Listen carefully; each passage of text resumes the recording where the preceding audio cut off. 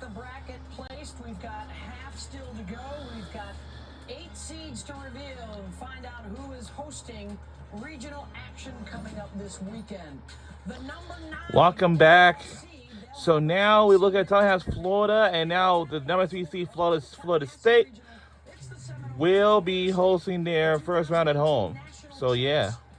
3 times in 7 years they played in the finals, and they are your ACC And they will face against Stetson. Against the ASUN champs, the Stetson Hatters. Oh, look at the hair, ladies.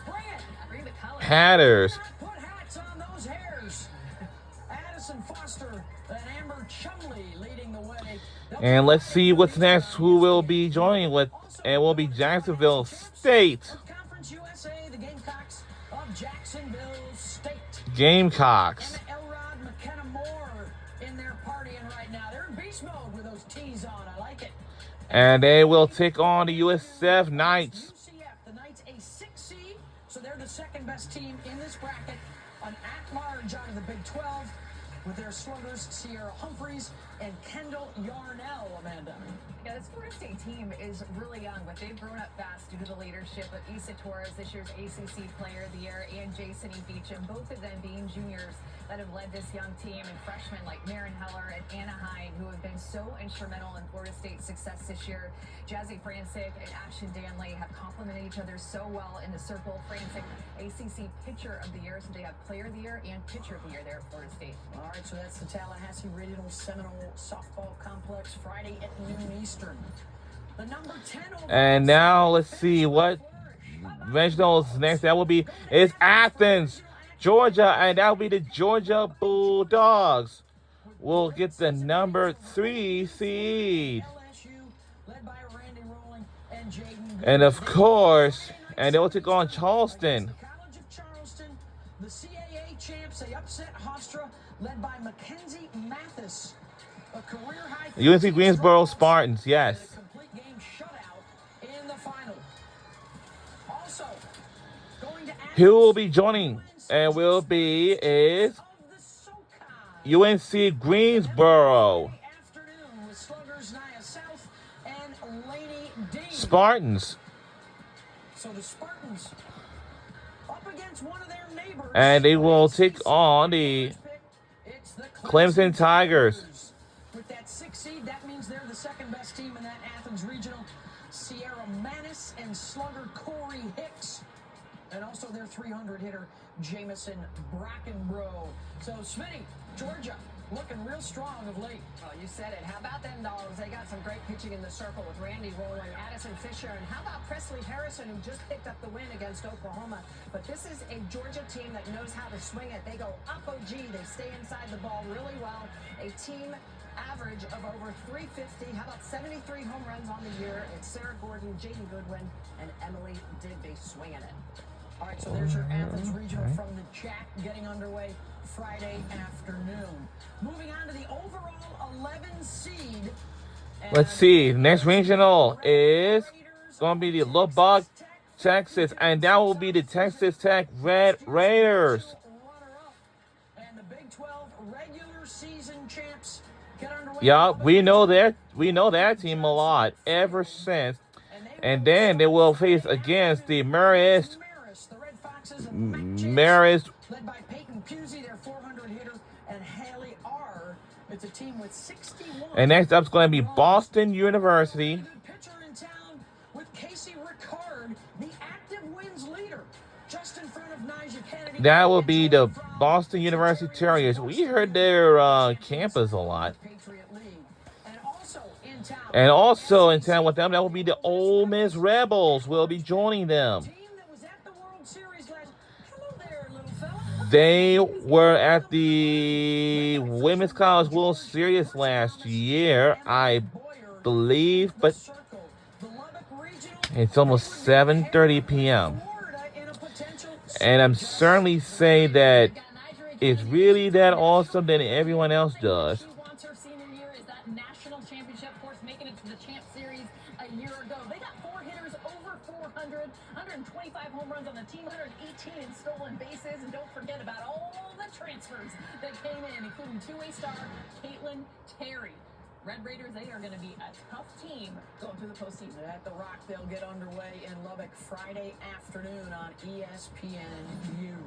The overall. So now let's see. The next regionals will be is Durham, North Carolina, and that will be Duke Blue Devils. Stadium, the Blue Devils in the World Series a couple of years ago, making their Couple years ago, they were in the World Series for sure.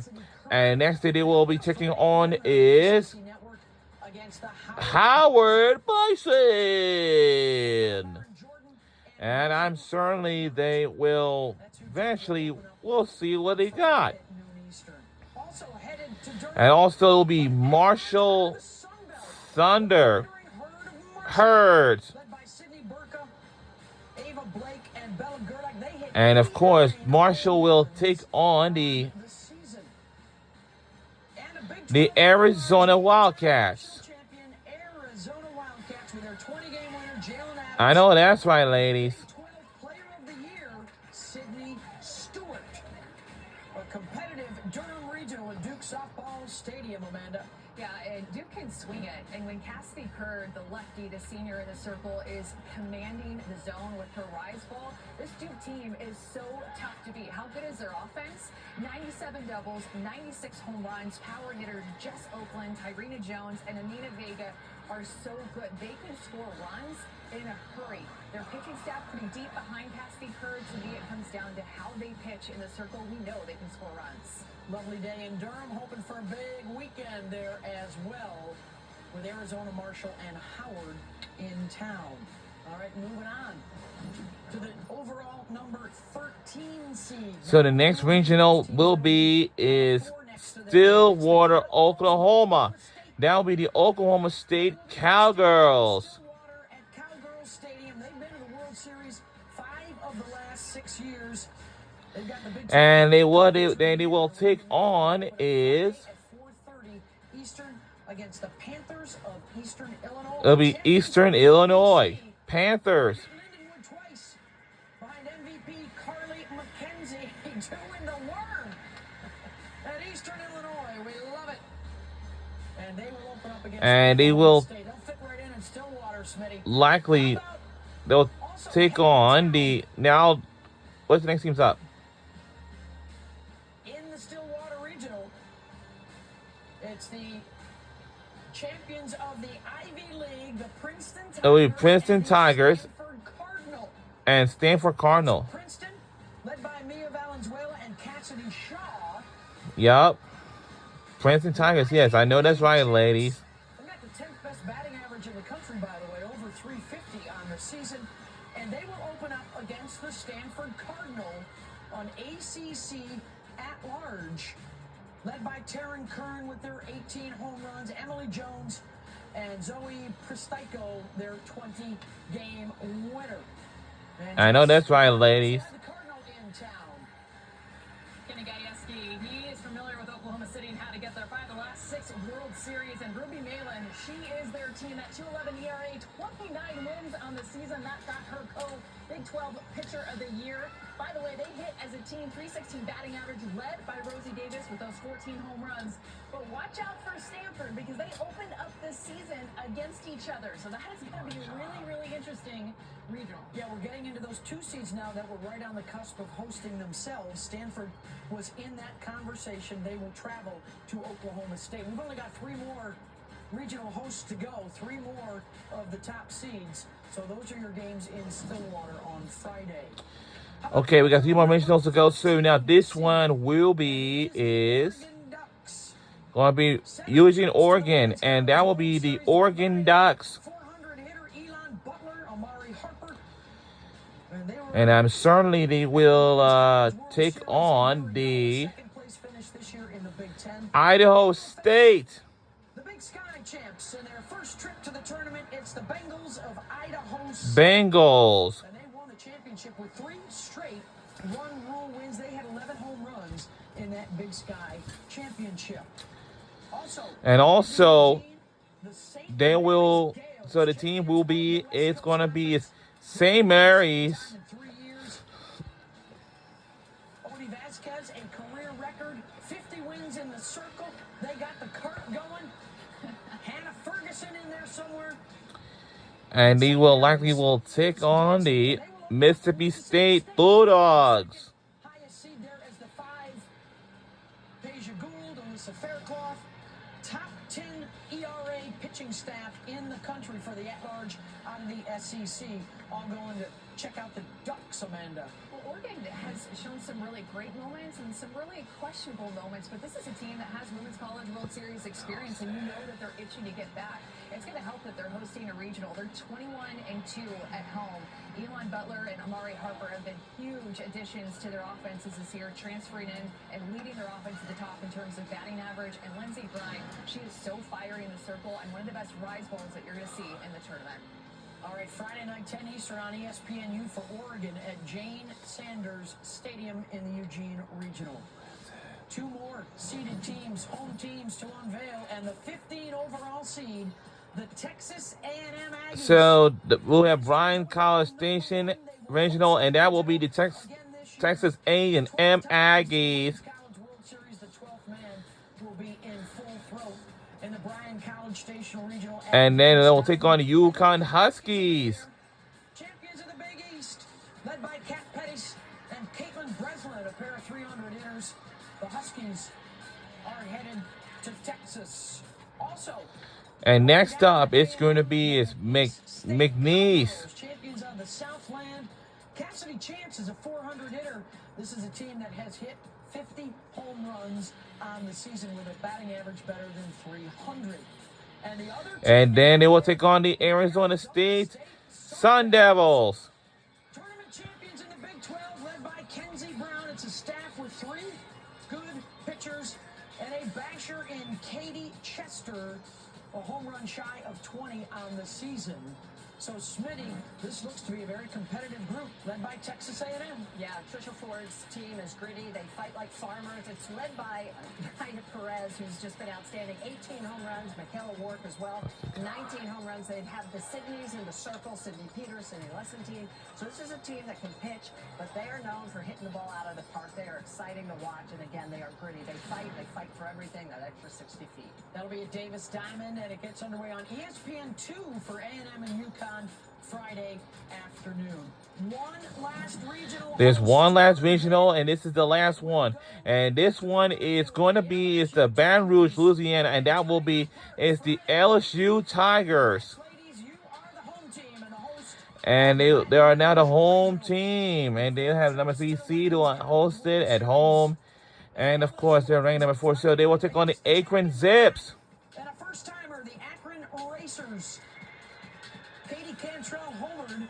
Akron Zips. 4-hitter in the final, and Akron is dancing with LSU. And who also will be next to be in this regional in Baton Rouge, Louisiana, and that will be South Alabama. A 4th conference championship. Jaguars. Ace in the circle, the MVP of the tournament, Riley Harrison. And then lastly, certainly but not least, will be Virginia Tech Hokies. ACC tournament. Can they hit home runs at Tiger Park? Well, they've got over 100 on the season. 5 different players average double digits, led by Jordan Lynch and Nora Abramovic. And how about the LSU Tigers, Jess? Oh, you talked about the long ball. Remember the SEC Freshman of the Year from last year. Tori Edwards leads the team in home runs, but the emerging star has been Jayla Lassiter, leads the team in batting average at 351 and OPS. Plus, in the circle, they've got Jaden Huebner.